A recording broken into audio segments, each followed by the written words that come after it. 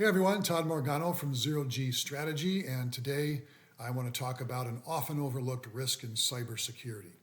It's a timely subject. Cyber attacks are on the rise. According to the FBI's 2025 Internet Crime Report, reported losses from cybercrime reached $21 billion in 2024, which is a 33% increase over the previous year. And the main drivers behind the uptick are AI, of course, ransomware as a service, and supply chain vulnerabilities, and even geopolitical instability. But the bottom line in all of it is organizations of all types and sizes are at a much higher risk of being the target of an attack that could cause major disruptions to their business and cost them huge sums to address. But while most leaders are investing heavily in technical defense, they often ignore one critical operational risk, and that's how they communicate within and outside of their organization before, during, and after an attack. Now, in my experience running pressure tests for leadership teams around cybersecurity, the same vulnerabilities show up time and again.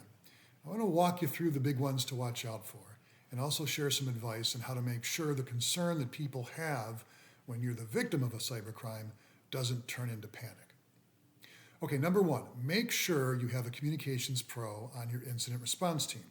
This may sound self-serving, but if your incident response team is comprised only of people who are responsible for triaging the technical issues, you're at a disadvantage. Because a cyber attack isn't solely a technical issue. It's an attack on your operations, your reputation, and the trust you want people to have in you. Communications plays a critical role in those areas, especially during an incident, when answers are hard to come by initially and confusion reigns. You need a senior communicator on the team and in the room when decisions are being made to ensure that stakeholders stay informed during it so their trust in you doesn't begin to erode. Number two, bridge the gap between tech and the C-suite. I often see a dangerous disconnect between technical teams and executive leadership. And it's usually because they don't speak the same language and view the world through different prisms. It's understandable given their roles, but it can lead to huge trouble when a cyber attack occurs. For instance, a tech team might be keeping an eye on an issue or an anomaly in their system, and in their minds it warrants further investigation, but they might not see that it needs to go to the business team. That could pose a risk. It could not be elevated to leadership, and that's one way of being caught off guard.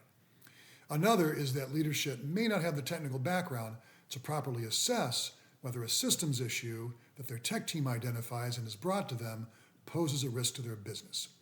In either kinds of these cases, it could lead to an underestimating of the impact an emerging issue poses, and that could, in turn, cause you to respond too late and be run over by the attack. All right, number three, don't hunker down. The biggest mistake you can make is saying nothing until everything's resolved. Today, information moves way too fast for a wait-and-see approach.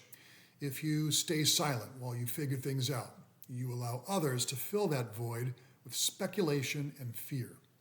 And even if you eventually fix the technical issue, the damage you might do to your reputation during and after the incident by not communicating effectively could be severe and long-lasting. Now, don't get me wrong. I'm not suggesting you go out with conjecture or speculation or get out over your skis. It's not what I'm saying. What I'm saying here is you can share pretty early on what you know, even if it's not that much. You can also talk about, and I'd advise talking about, what you're doing to assess and resolve the problem, the steps you're taking to demonstrate that you're on top of the situation. I'd also recommend standing up a communication platform that houses the latest, most accurate information and provides updates so people know where to get timely information and reliable information as the incident unfolds. If they don't have that, they'll be in the dark and probably to imagine the worst. Okay, number four, prioritize the team over the template. Too many companies spend hundreds of hours on complex planning binders that they try to anticipate every possible threat. These binders sit on the shelf somewhere. These documents are usually lacking in the heat of a real attack. A better approach is to have a strong, cohesive team that can be assembled at a moment's notice, a team that has the power to make decisions and move quickly. I will say that agility is more valuable than a 50-page manual. Number five, Shore up your monitoring and feedback channels right now. One thing that's incredibly important to have during a cyber attack is a way to gather credible real-time information about the impact the incident's having on your employees, your customers, vendors, suppliers, regulators if you have them, your board if you have one, other important constituents attached to your business. If you don't have a feedback loop already established, it's going to be very hard to get that kind of information in a hurry, and without it, you're flying blind.